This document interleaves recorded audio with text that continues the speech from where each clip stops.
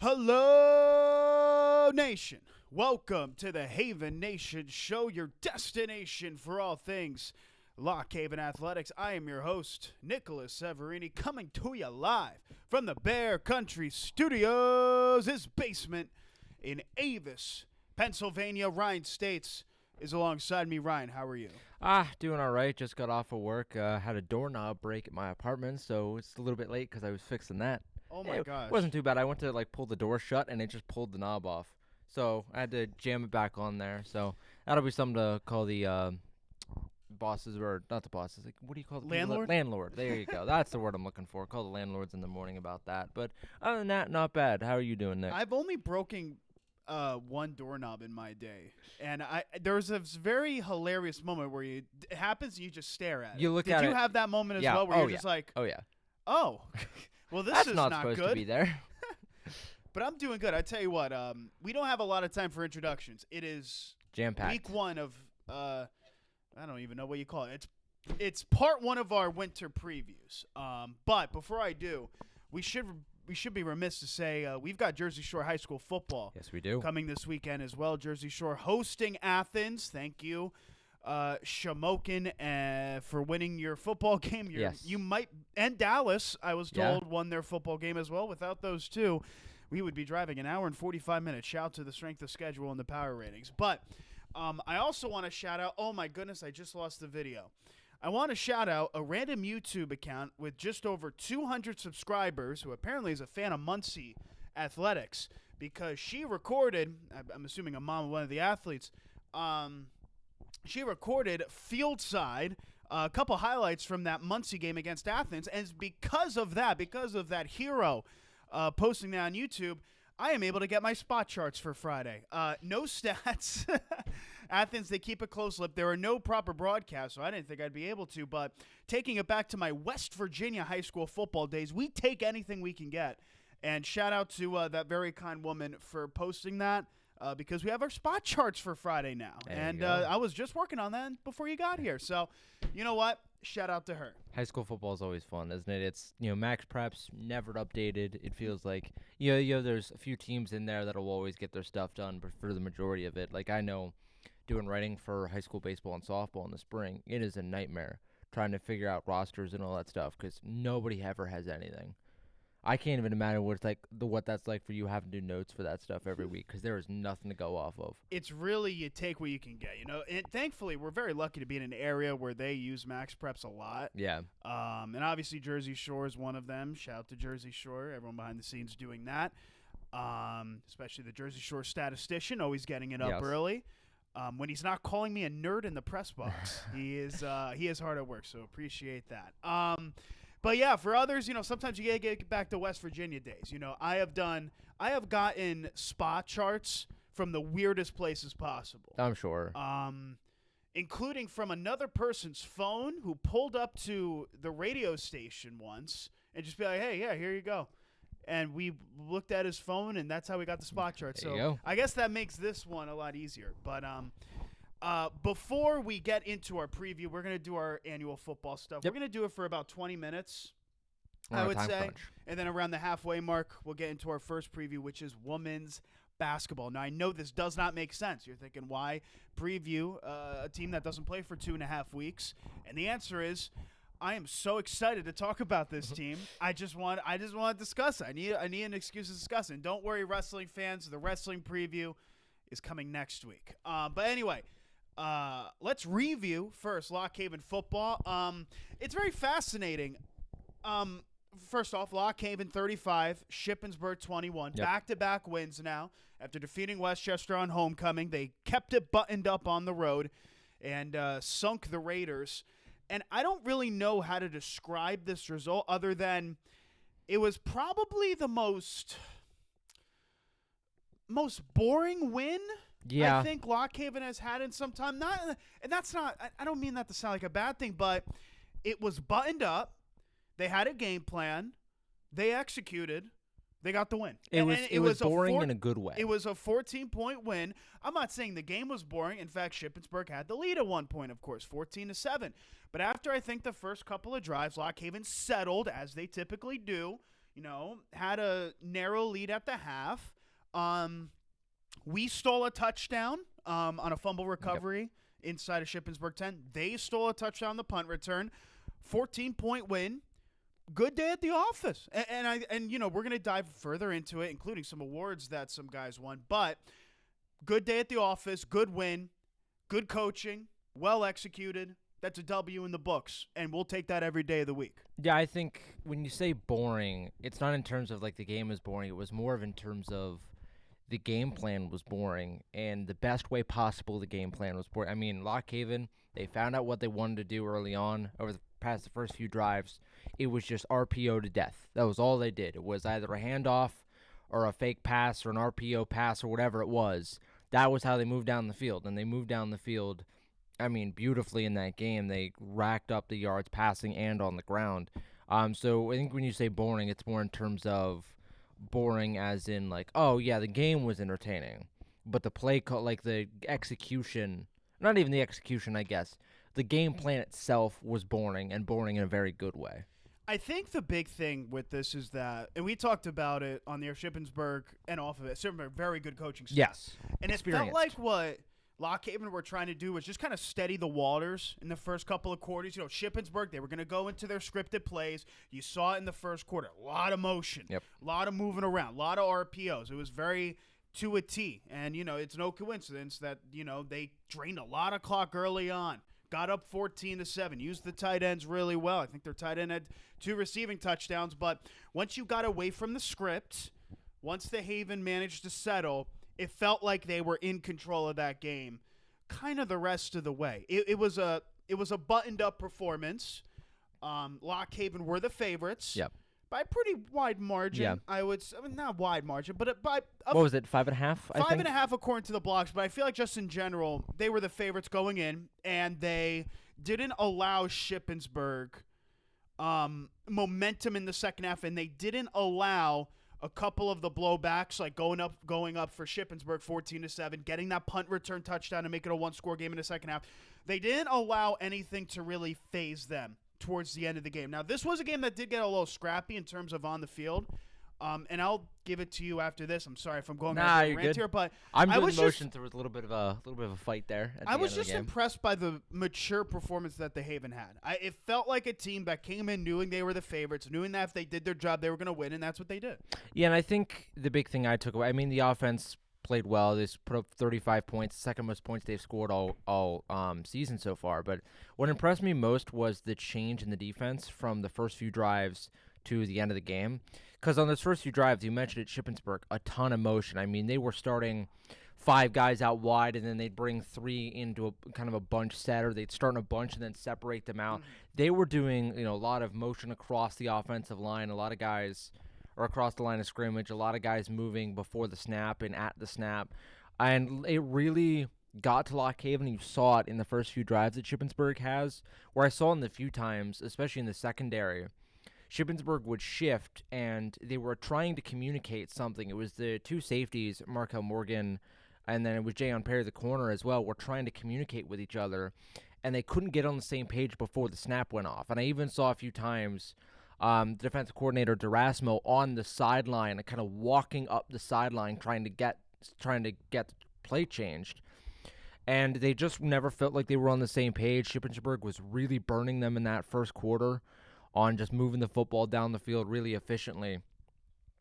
And then something shifted where I saw a lot less panic, especially in that second half with the Lock Haven secondary. They knew that, they kind of knew where everyone was going to end up, so the motion didn't bother them anymore, and that's why they ended up pitching a shutout. The defense pitched a shutout in the second half. That's, I think, what impressed me most was just the change in that defense of where it looked like they were so scrambled early, and then when it got late, they were completely buttoned up.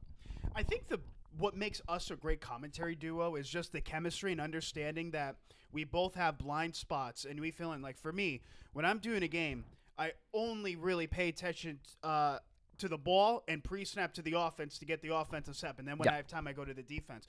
I had no idea about some of the communication issues early, but I felt like for me, what changed was really Shippensburg going away from their scripted plays. That's when they had to be a bit more versatile.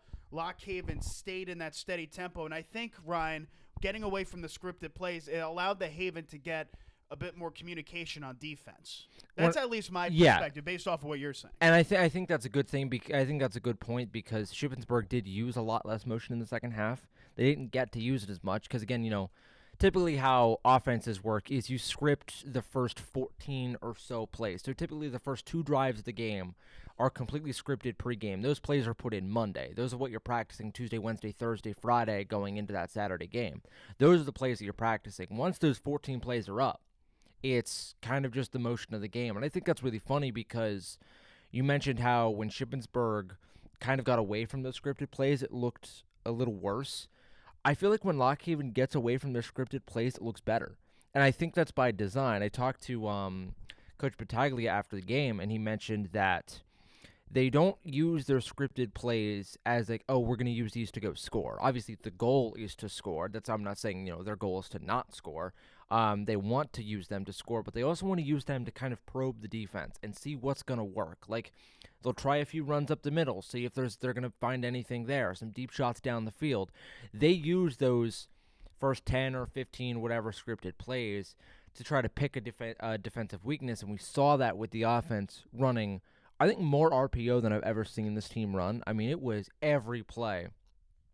Ostrowski had the option to hand it off to Demir Green or Ezekiel Johnson or throw like a little out route to Popovich or Mekhi Watson, or he had that go ball to Watson as well. So I think that it's just a funny dichotomy to me on how Shippensburg really, like, when they got away from the scripted plays, it looked a lot worse. And when Lock Haven got away from it and it was kind of more just free form, get the play in, let's go, and they went more of a hurry up tempo, they looked a lot better.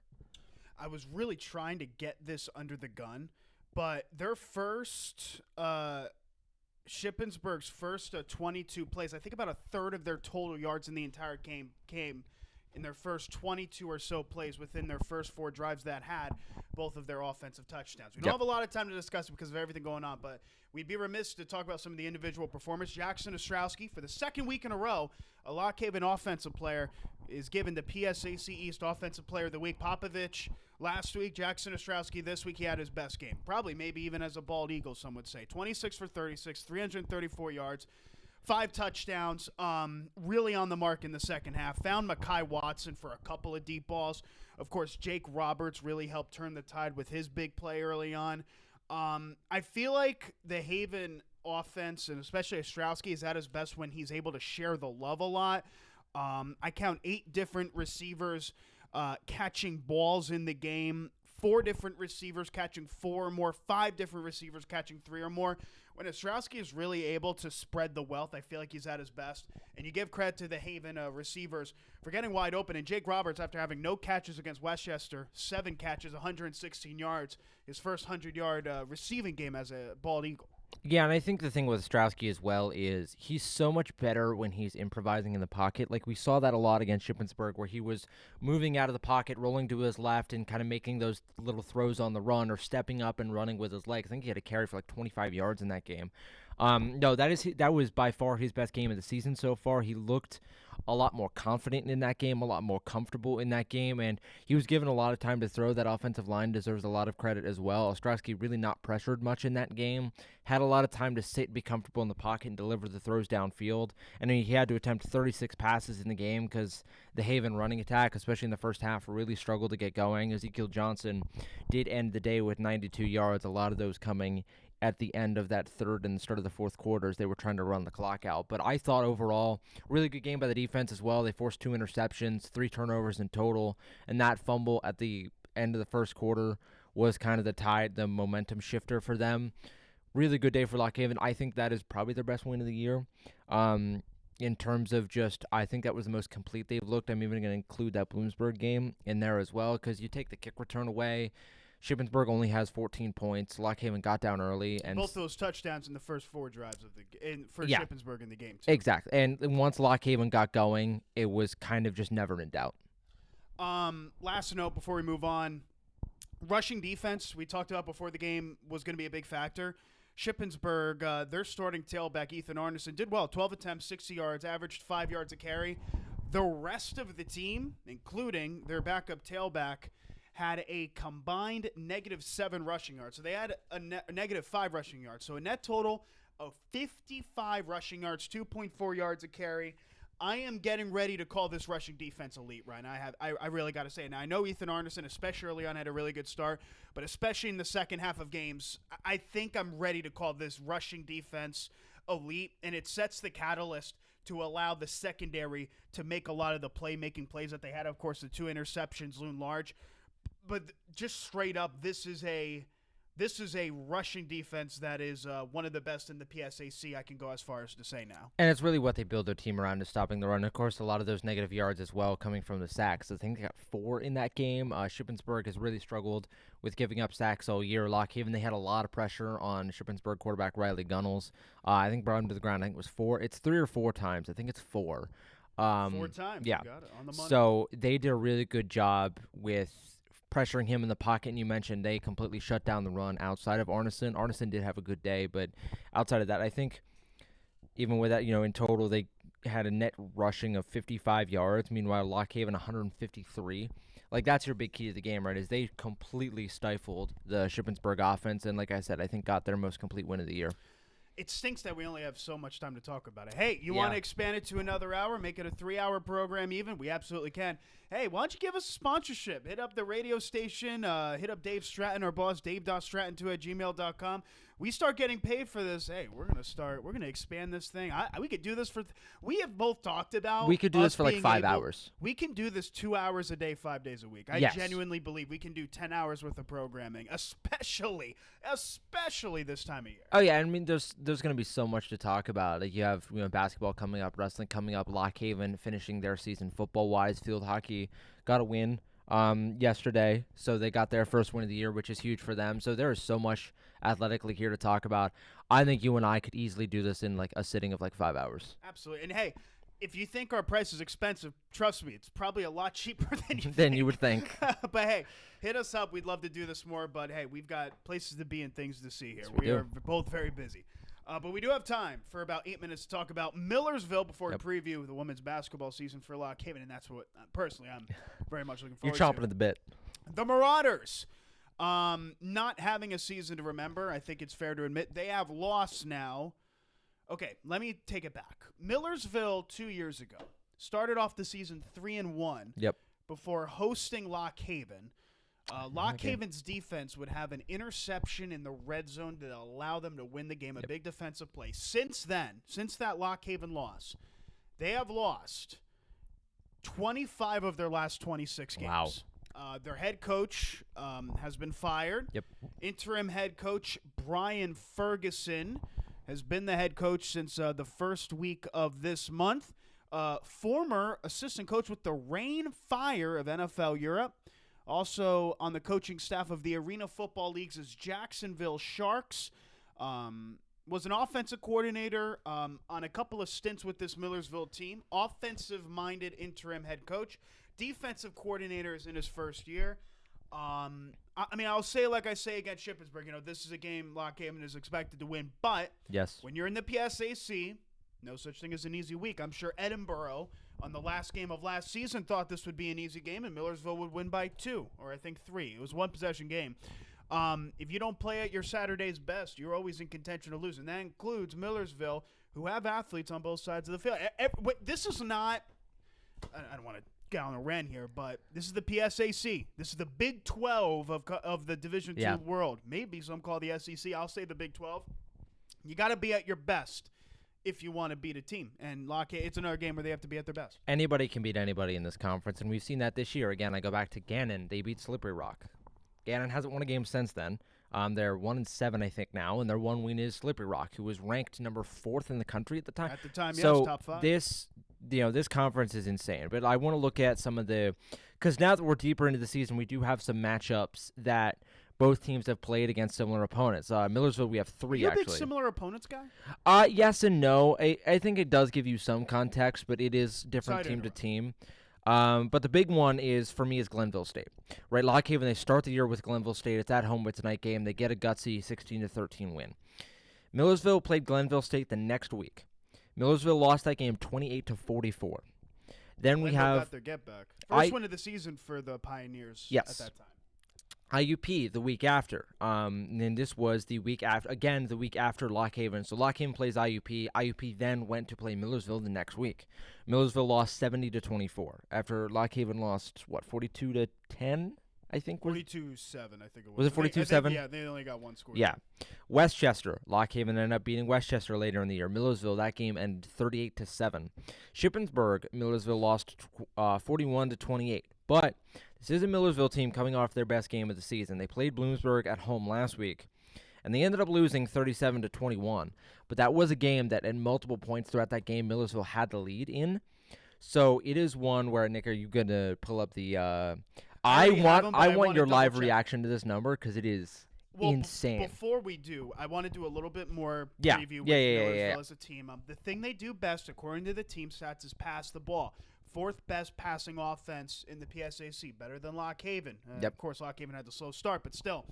They've been going with two quarterbacks, very similar to Shippensburg, Ryan Zelt and Tommy Huntsicker. Huntsicker, the redshirt freshman, played against Bloomsburg, which is Millersville's last opponent. Yep. Threw 3 interceptions. The two quarterbacks combined have 14 touchdowns and 17 interceptions, but they are gunslinger upon gunslinger. And Ryan Zelt, who is the typical starter, was the quarterback last year against against Lock Haven, the same Millersville team that almost beat Lock Haven on their own turf. So the quarterbacks are going to be the deciding factor in this if Millersville gets an upset.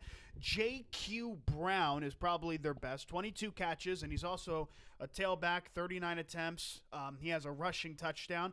A shout-out to Isaiah Emmanuel, the halfback for Millersville, 62 attempts this season. He's averaging over 6 yards a carry. He's doing well in limited action. And also, this is not going to be his first time playing Lock Haven because he was the starting tailback when Lock Haven played post 2 years ago. And I can recall him being a very good talent as well in that fact. There's actually a lot of non-PSCC Division II transfers on this team. A couple from Concord, a couple from Post, the other Zach Jones on the defensive line.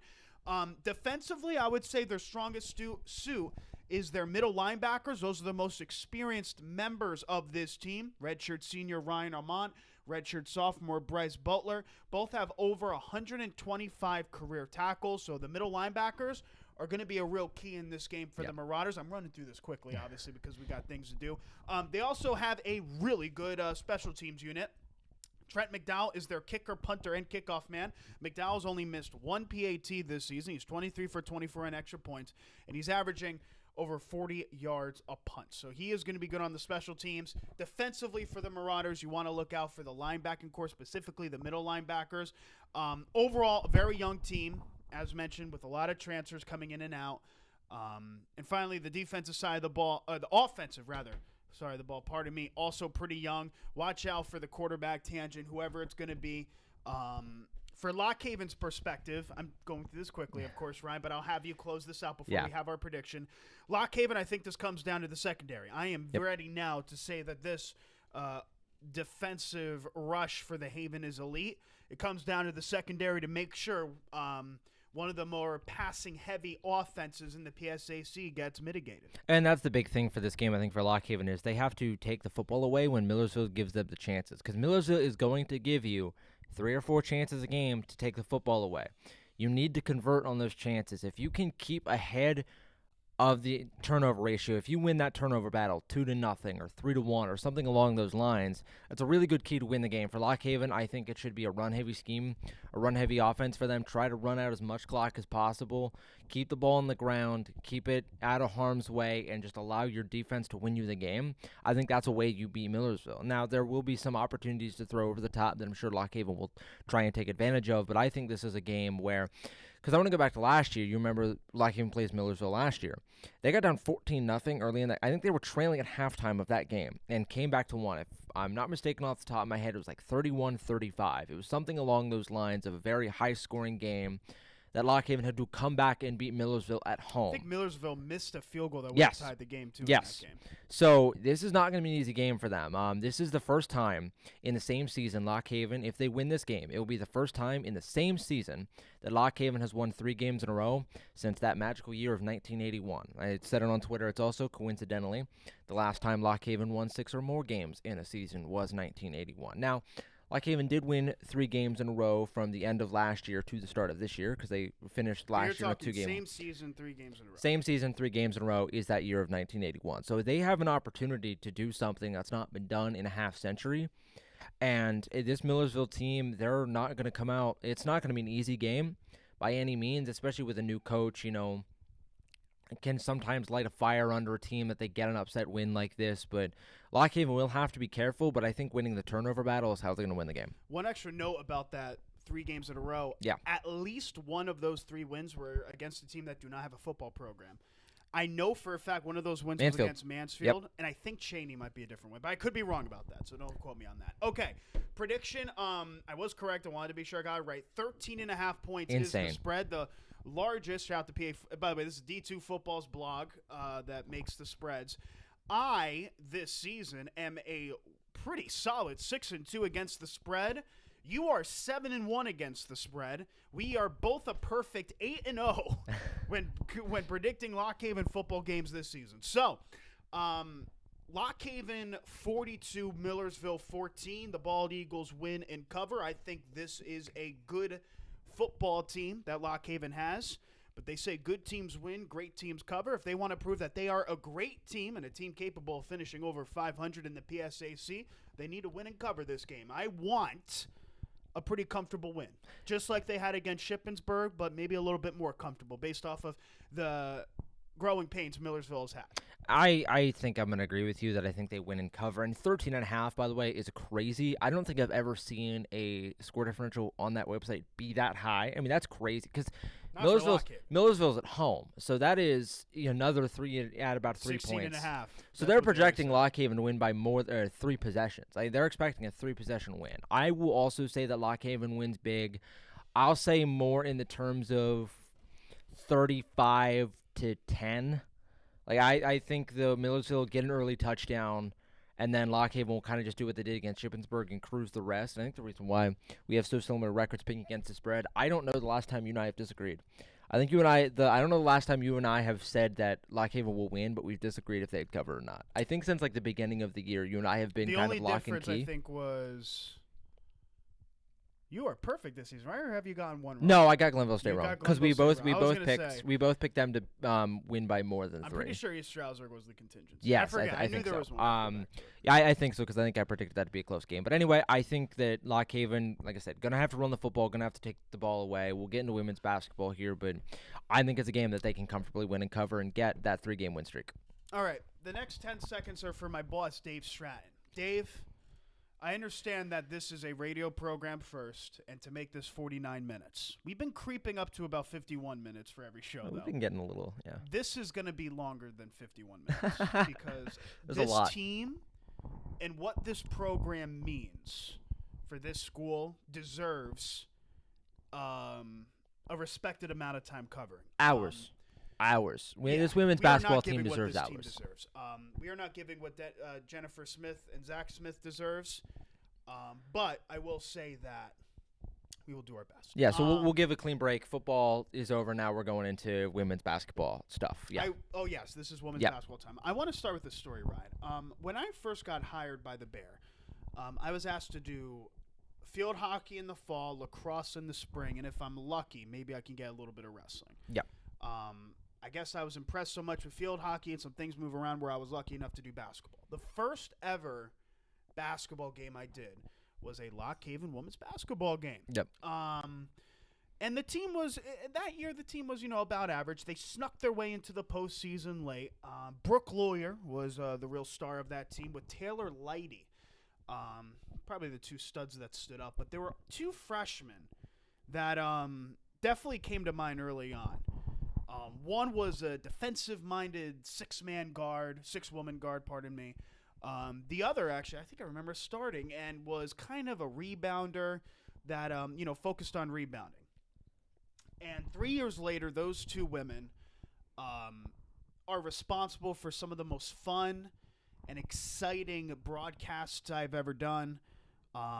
And are part of this renaissance. I wouldn't even call it renaissance because they've always been competitive, but a program that has reached heights that has not been seen in a very long time. So this program and my personal broadcasting career, how it's developed, and the memories that I share with it are thanks to this team. But Janadia Jordan and Alana Robinson will always hold a place in my heart for the moments that they have created. And now in their swan song season, they have the chance to do the only thing they have failed to do in their resumes. 2,000 point scores, PSAC East champions. Alana Robinson, all-time schools block leader by like 1.5 million. Janadia Jordan, if she hits her average, will be top 3 in points in the program's history. They have the chance to do the last thing, and I'm sure this is the expectation for them as much as it is for us. Yep. To at least compete for a PSAC championship once again. And Ryan, I'm going to get off camera for a second. You got it? Okay.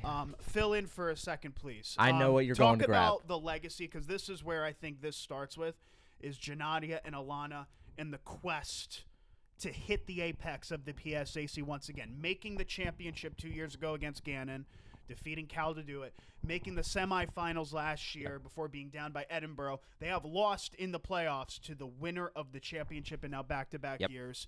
Just talk about what Jordan and Janadia and Alana mean to this program. I was going to ask you. I was going to say, because I was going to ask you why you weren't wearing it. But as he does that, I will talk about, you mentioned, Nick, on some things that this program meant to you. I remember last year, the first round of the PSAC East playoffs, Lock Haven, Bloomsburg. The biggest game, I started my broadcasting career in high school doing men's and women's basketball. So I'm comfortable around doing basketball. I have never been nervous for a broadcast before. When we started that broadcast, I was genuinely nervous. I could not remember a word that I said because this program has built such a momentum that every game, there's such an energy in that building, in the Thomas Fieldhouse.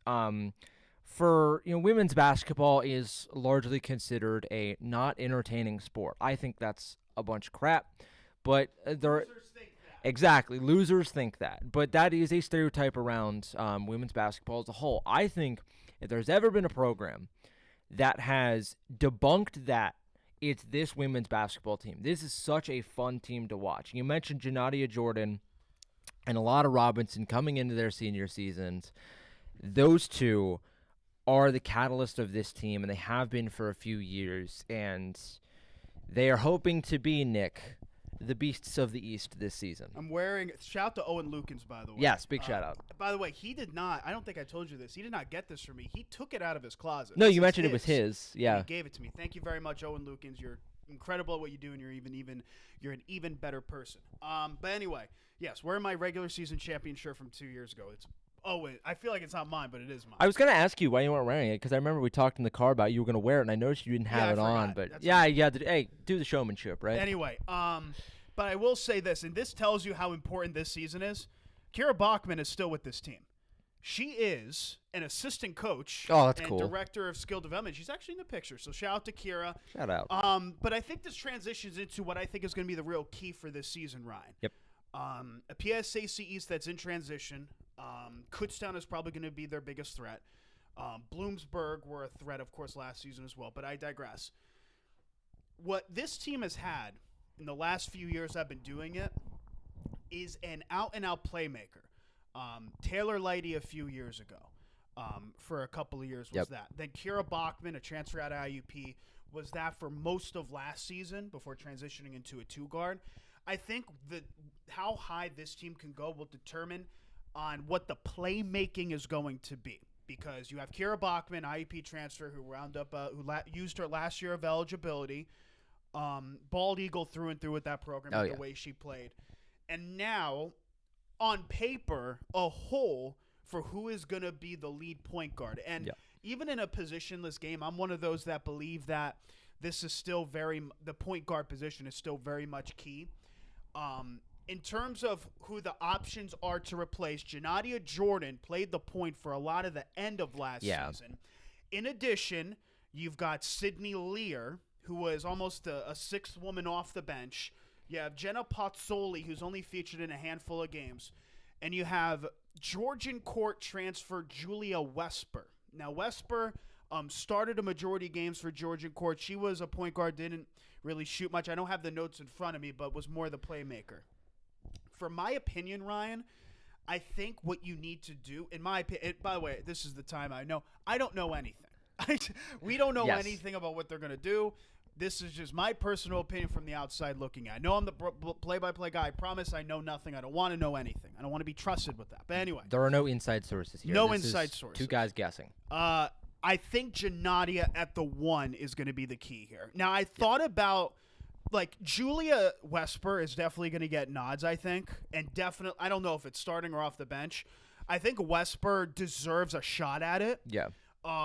And everything I hear about Sydney Lear is that she's an absolute gym rat, always in the gym, always getting shots up. So, the work ethic is there. And, Sydney, maybe she goes from a 2 guard to a 1 guard. But I feel like Janadia, it's only appropriate for her, one of the leaders of this team, one of the, someone who has seen it from beginning to end, to be the captain of this ship this season at point guard. And I remember talking about it last year you mentioned at the end of the year we saw a lot more point Janadia than we did. And I kind of mentioned how at times it felt like Janadia and Kiera Bachman, it was sometimes an awkward fit because it felt like they were both so good with the ball in their hands that only one of them could have it at a time. And there were times where you really felt like both of them should be running the point guard. So I think you're right. I think we do see a lot of point Janadia this season. I mean, she improved every game when it came to her playmaking and setting up the offense, and she is the go-to scorer for this team. A lot of driving shots for her, a lot of, getting to the free throw line, driving in the lane, getting tough shots, mid-range shots up.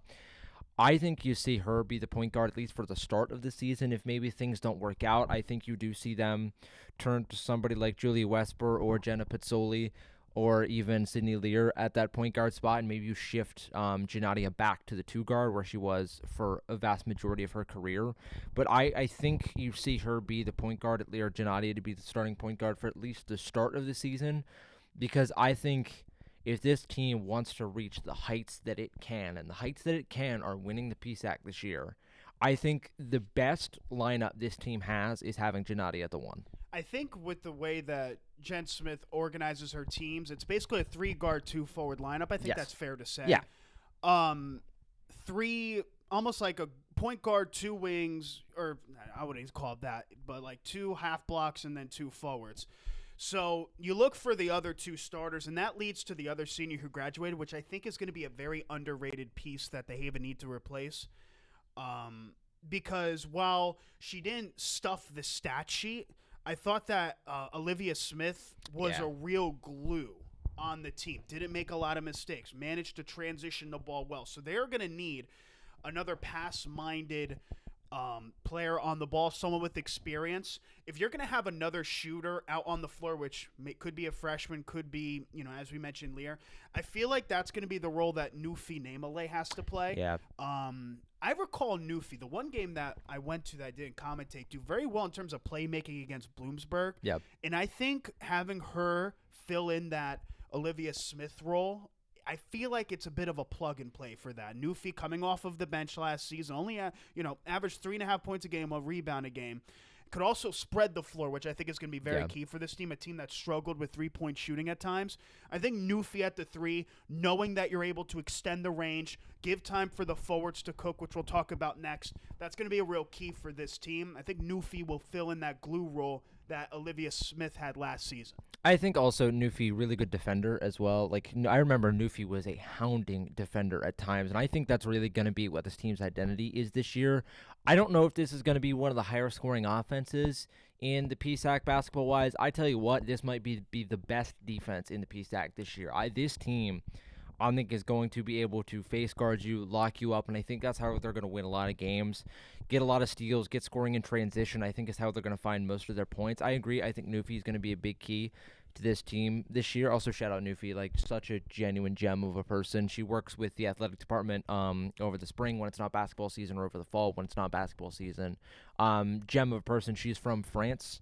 I do not know how to pronounce where from France. I tried to once and it didn't work. I'm not even going to attempt it because I know I'm going to butcher it. But I think she's going to be such a big key to this team this year. The other one I wanted to mention is kind of, when we talk about Lock Haven, we talk about the two stars, right? We talk about Gennady Jordan. We talk about Alana Robinson. I think there's a name. Are we transitioning to the forwards here? Yes, and I think there's a name that unfairly sometimes doesn't get enough credit that she should, and it's number 34, Rylan Rouse. Rouse started as a true freshman 2 years ago, the year that Lock Haven went all the way to the PSAC final, and they ended up losing to Gannon. Or no, she didn't start, did she? She was off the bench. She was off the bench for Madeline Evans. Yes. But she was one of those 6-man that she got as much minutes as the starters did, so it was kind of evened out. But Rouse is such a physical presence down low for this team, and she is sometimes the real key of what makes this engine work. Because, I mean, you want to talk about bully ball down low. That is what Rylan Rouse does best. She is such a big key to this team. And I think sometimes she gets unfairly left out of the shuffle because you have the big two. I fully think she is part of what will be a Lock Haven big three this year. I will add, I think if you're talking about a big, you have to bring up Madeline Evans' name as well. Yes, This is a yes. National Player of the Week nod back in November. Yes. She was 38th in the country in double-doubles, 5th in the PSAC. She had 10 double-doubles. When at her best, she is capable of carrying a game. And I think this is going to lead to now what I think will be the true biggest question mark other than, who will play the point role for me. And that biggest question mark I have, Ryan, is that, gosh, there's only one ball on the floor. And you've got so much talent. You've got Gennadia, you've got Alana, Madeline, Rylan. How the wealth gets spread is going to determine, I think, Ryan, how far this team goes.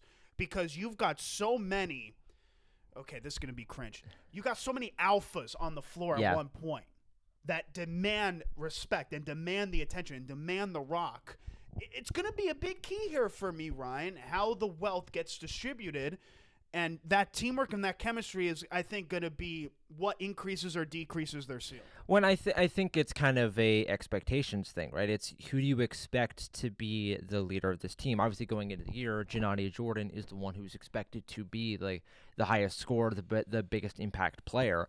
But you're right. There are so many guys or so many girls on this team that demand the ball, and it's going to be really interesting to see how they spread it out. But I don't think that there's a better person to manage that than head coach Jennifer Smith for this team. Because even last year, that was a concern that I had. Was you bring I feel in? like we're doing PR for this team, but this is how high we are on this team. Truly. We're talking about a team that is, at worst, maybe projected to finish second in the PSAC this year. I mean, this is a team that they've built to this year. There's that saying of what a window program is, and it's a program that you're not, this is not the Alabama of Division II women's basketball, of where they're just going to dominate every year because they're Alabama or what have you. This is a team that, or I guess for a basketball example, we'll use like Duke, right? Or South Carolina for women's basketball. But this is not a program that's like that. So what they have to do is they recruit with 3 years ahead, right? So they bring in Gennadia Jordan, Alana Robinson, Rylan Rouse, with in mind Madeline Evans. I'm going to keep having you bring her name. No, yeah, you're right. She's a name that deserves to not be glossed over, right? All juniors and seniors. Yes, exactly. All these guys or all these girls that this is either their last year or their second to last year. So this is the year that it has to get done. Because next year, you lose some of your biggest production and you don't know what it's going to look like. This year is the year that it has to get done. And I think that's why we're talking so highly about it, because this team on paper is stacked. I mean, on paper, this is a really freaking good team. And I think you mentioned, we'll go back to the point of the, managing the personalities. I really don't think there's a better coach for this team than Jennifer Smith. I mean, you talk about someone who is passionate about what she does. Jennifer Smith is one of the most passionate coaches I've ever seen. I mean, on the court, during the game, after the game, she is so passionate about this group, and she is such a good and experienced head coach with this team. I really do not think there is anyone else I'd rather have lead this group than her. I need to ask that. Zach Smith, too, does a phenomenal job. Yes. And I think I'm going to be very honest, I did not realize Kira Bachman was an assistant coach until right when we started recording. I didn't know that until you told me. I think Kira is going to add a lot on the bench as well. Yeah. Just as far as the development, but also someone who had so much experience leading the lines at IUP in the West, then coming to the East for her final year. I think that brings a real mature presence, too. Yeah. Before we make our predictions for how you think the season goes, I can't confirm we were at 45 minutes, but like I said, It's going to be long. Yeah. I have watched an embarrassing amount of huddle tape on these freshmen, like to the point where I feel weird doing it, but I feel like you need to know the team. Gotta know. The one that stood out, and I apologize if I mispronounced this because we don't have pronunciations, the Loyal Sock graduate Lacey Kriebel, part of an insanely talented Loyal Sock basketball team. I heard so many good things for her and about her. How she's listed as 5'11". This is not a center. This is someone that plays on the wings. This is someone that shoots. This is someone that spreads the floor. As far as what do I know? Someone that is really a difference maker out on the wings, and in a position part where I think the wings lack a little bit of depth, she can fill that in. Yeah. Other freshmen. The big thing is Mariah Shue, as far as the backcourt is concerned. Average 15 points a game, District 3 champion for York Catholic. Of course, York, Pennsylvania is somewhere where the Haven recruit a lot in. Yep. Rylan Rouse, Janadia Jordan, also from York. So Mariah Shue could fill that in. The person that stood out the most was because of her name. What if I told you there is a three-point shooter on this team named Rain Collins? Shout out to the Dripping Springs, Texas native Rain Collins. Now, what I saw... Her name is Rain Collins, and she's from Dripping Springs, Texas. I just put those two together. Rain Collins from Dripping Springs, Texas, and I can just tell you're coming up with one-liners as we speak. Oh, yeah. Oh, yeah. Rounding out the freshmen, I'm trying to make sure I don't miss anyone before I bring her up. Erin Miller, 6'3". She's the tallest player on the team now. Freshman, I think unlike last season, I think the freshmen are going to get valuable minutes this season. Just in terms of the way the depth is put, I feel like the freshmen are going to do really well to fill in some gaps in this team, in the backcourt, on the wings, and at center, because this is a gauntlet of a schedule. A gauntlet, you're going to play 30. You're talking about playing 30 games this year. This is a 30-game season, including playoffs. You're going to need depth, and I think the Haven are going to be forced to use their freshman depth this season. Especially, I'm looking at the front court because it's the question of, do you play Madeline Evans as the backup center, or do you play her as the 4 alongside Rylan Rouse at the 5? And if they do decide to start Evans and Rouse together, there's a real chance that someone like Erin Miller gets minutes right away on this team. And standing at 6'3", not only is she the tallest player on the team, she's the tallest player on the team by 3 inches. She might be one of the tallest players in the PSAC as a whole. It's hard to find a women's basketball player that is 6'3". So that is something that I think could be a real advantage for Lock Haven going into this game, going into the season. But there are going to be a few freshmen I expect to see play, especially early on as we get like the preseason tournaments, as they try to feel out the bench depth. Because that is, I guess, the one big question of this team is who's your 7th, 8th, and 9th player on the bench that'll come in and get minutes. Who are those players that are going to need to step up? So I think you will see a lot more freshmen play this year than you did last year. I would agree with you on that. Okay, so now I want to ask a couple of questions just to get our predictions out for how we think this is going to go. Kutztown and Gannon. Kutztown, Gannon, and Edinburgh rounded out Lock Haven as the top 4 teams in the regular season. It wound up being Lock Haven and Bloomsburg in the quarterfinals. This is the final year, of course, that the Haven are in the East, but that's something we'll talk about as the season goes along. In their historic season 2 years ago, that led to the PSAC East Championship and a spot in the championship of the PSAC. They won 29 games, including postseason. Last year, they just got to that 20-win mark, finished 20-9, made the PSAC semifinals. I'm going to set the over-under at 22.5. Oh, my goodness. That was quick. 24. My guess is 24. Because I go back to 2 years ago. They won the 29 games. They had that insane winning streak. I don't remember the exact number, but it was a huge number of wins in a row. A lot of those wins were one possessions. A lot of those were down to the wire, last possession, Lock Haven came out and won. And I think we saw last year that kind of set back to the median where they had some of those games that they ended up losing in those one-possession thrillers. I think we kind of find a balance between those two. So we'll get the balance between 29 and 20, and we'll hit right the middle there in 24. Okay. Yeah, I'm sorry. I'm nervous. That's why that's why I sounded like This is a big one. This is a big one to get right. The seeding in the East. Yeah. Westchester had a very abnormally poor year. Yep. after being, a gauntlet a couple years back, and historically, Kutztown stood out. Bloomsburg lost their best player, but, they'll reload. I do not anticipate the East being as weak last year as it is this year. I don't think 15 conference wins is going to win you the division like it did last year. I'm going to set the over-under at 15.5. Lock Haven conference wins. They went 14-7. So you're asking them to go 16-5, and that includes a really rough West schedule too. I mean, if I'm picking them to win 24, a lot of those are gonna have to be conference games. So I'll give them the over again. I think they win like 16 or 17 conference. I think this is a better team than what last year's was. In totality, I think this is a more experienced group. I think last year, especially midseason, we saw a lot of struggles with this team that ended up having them drop some games.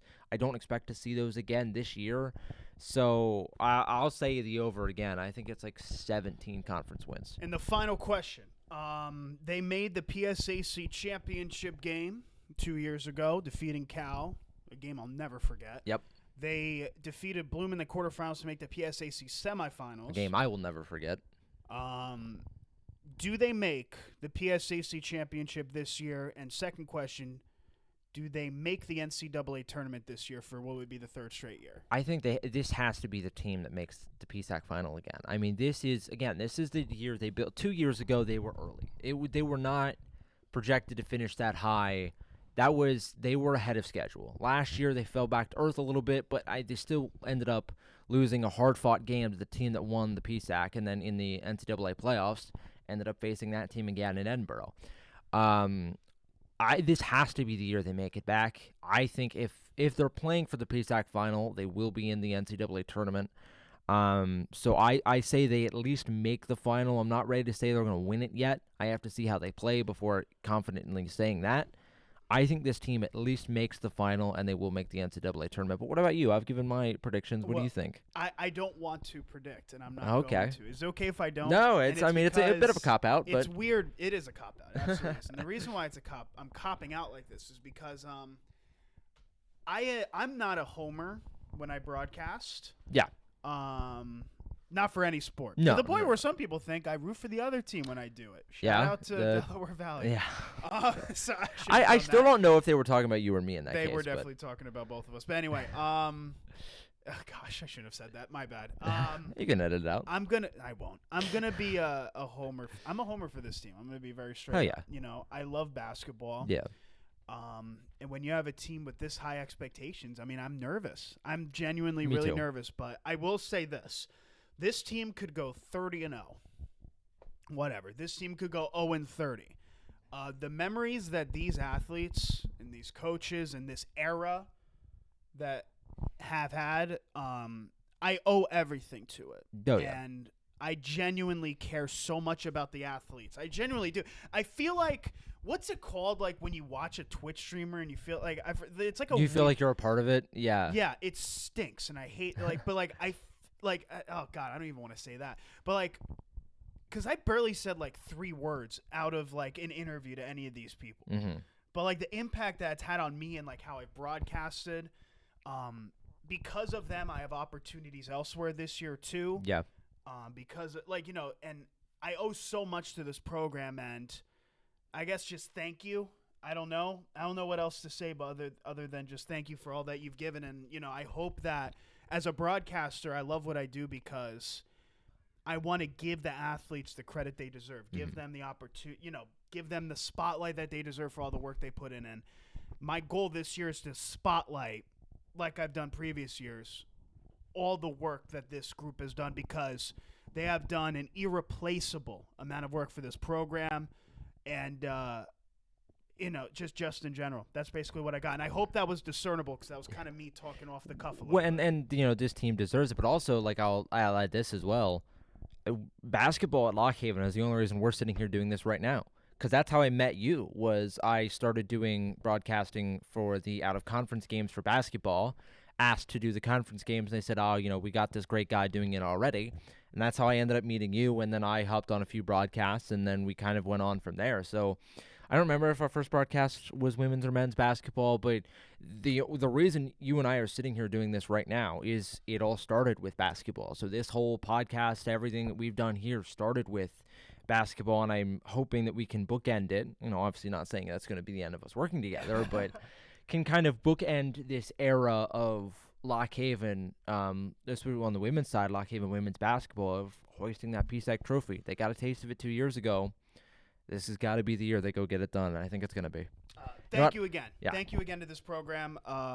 You have given me so much than you realize, and I hope to do you guys justice, an ounce of justice for all the work that and all the accomplishments that you guys already have, and I hope to have more. But, even if this season doesn't turn out as good as we hope, I speak for myself when I say, I'm still going to enjoy the ride, and, hopefully it has a happy ending.